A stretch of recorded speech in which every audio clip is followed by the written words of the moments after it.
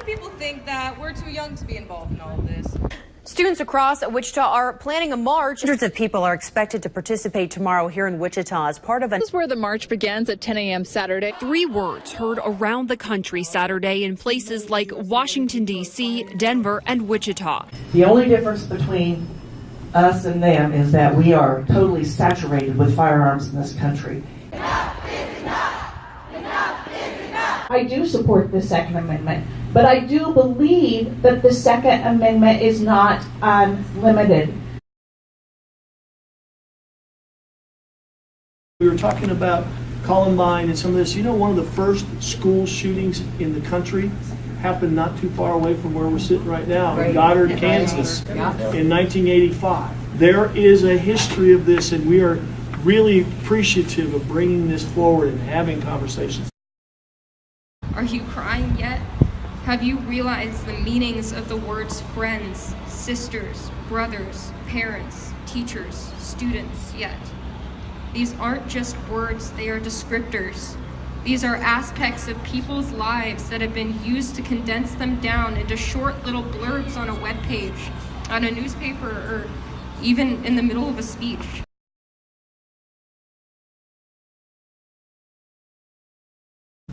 How many of you, I want you just to raise your hand, how many of you would be willing to support a ban on the AR-15 and weapons like that, the long range, high velocity, large capacity weapons? Again, depending on how we define it and how it gets implemented, you know, those are the sticky points that we've got to talk through and understand the consequences on both sides. So, you know, for civilian use, definitely. Could a bill like that pass constitutional muster? I don't know if that is the case. So, I'm sorry, I just asked if I could rebut one of his statements, and I got permission, so I'm going to do that really, really fast.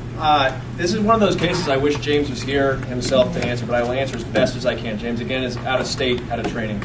I will tell you the position as best as I can say it. Don't believe in blanket bans, just like the same unintended consequences we would see in having concealed carry reciprocity, those blanket lifting of restrictions, it's very problematic. So is it the answer necessarily everybody's going to want to hear? No.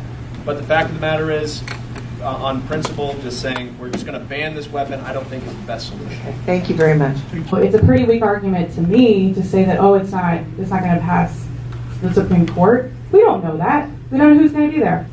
Anyway, I'll stop there, but I think it's an excuse. It's not actually a real reason not to pass legislation that's going to help get AR-15s off our streets. When it comes to what causes gun violence, Elizabeth Bishop nailed it. It's guns. We have become desensitized to the violence that we see on our televisions. It's just time to come together and sort of listen with a shared understanding of where this conversation needs to go. It's not a fair game when you take a weapon that can shoot up to 200 rounds a minute, if you can keep it from overheating.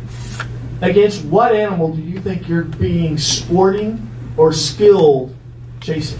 We need to consider how we can respect the rights of folks, but also keep people safe. And if our goal is to prevent violence and death, we need to look at the people who are intending to purchase these weapons. Is there an adequate background check in place? I would say for these weapons, there needs to be additional scrutiny.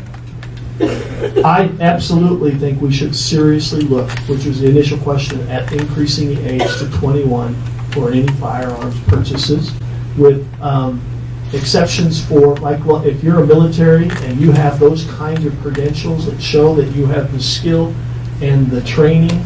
I'm not saying that you can't use guns. I'm not saying repeal the Second Amendment by any means. If teachers had small enough classes that they would have the time and ability to truly relate to every student in their class, they would have forewarning that something was going awry, and then having the resources that they can reach out and use to help that student. We at Wichita, we've spent considerable money making sure that we have safe entries. You know, I've heard the people say, well, just put in metal detectors, and you know, they don't realize that, you know, you'd have to run, you know, at a major high school 3 shifts from 8 to 5, and all somebody would have to do is come through that and then prop open another door. We've seen instances where staff have carried guns unknowingly to the administration. They've fortunately been caught before something major could happen. And, that isn't a good alternative.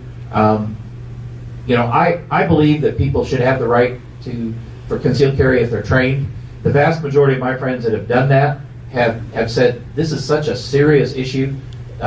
They've actually put their guns away. They don't carry them unless they really feel threatened, and you don't need to do that just at the grocery store. There are times I want to throw up my hands and say we can't do anything more, and I know we can. One thing I think is more counselors. We in Wichita tried to keep counselors on every school, even during the budget cuts, but we would like to have more and need to have more.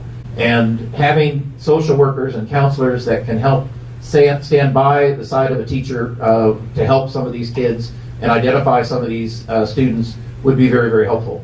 The one thing you have to remember is in all developed countries, they have all the same social problems that we do. They have mental illness, they have broken homes, they have drug and alcohol abuse, violent video games, you name it, they've got it, just like we do.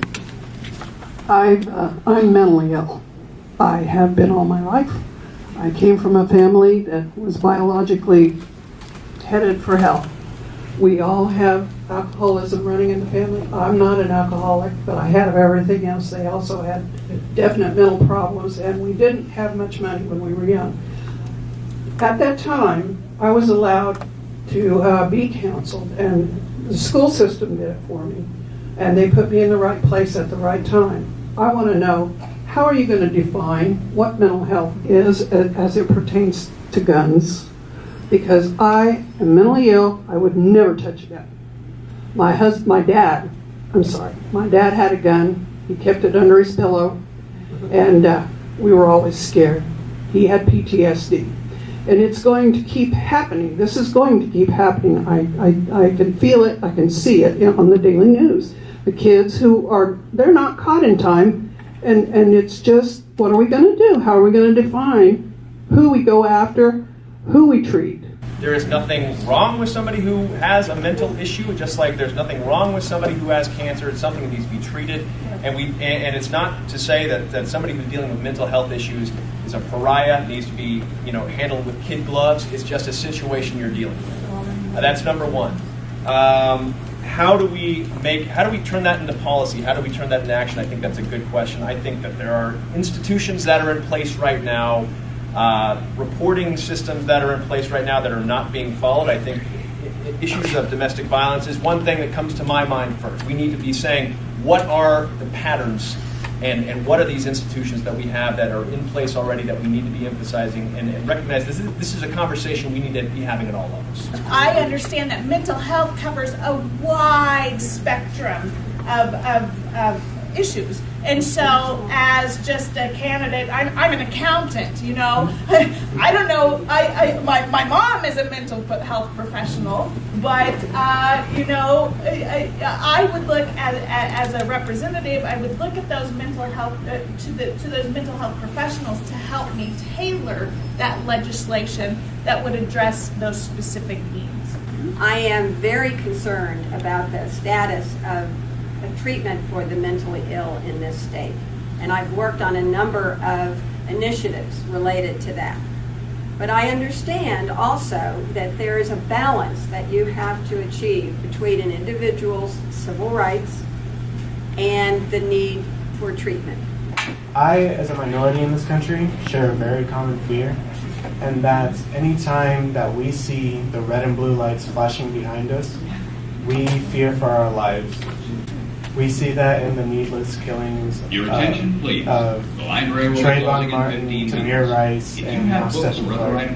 Chris Kobach has proposed a way to deal with what he calls illegals, is giving police the authority to pull people over of color to determine whether or not they're citizens. They're racist.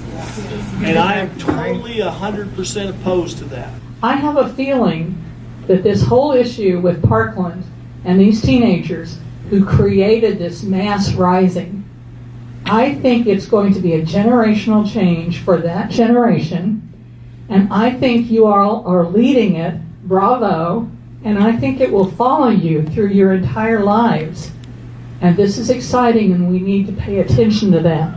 My biggest concern is helping those kids get registered. Young people, they're not kids.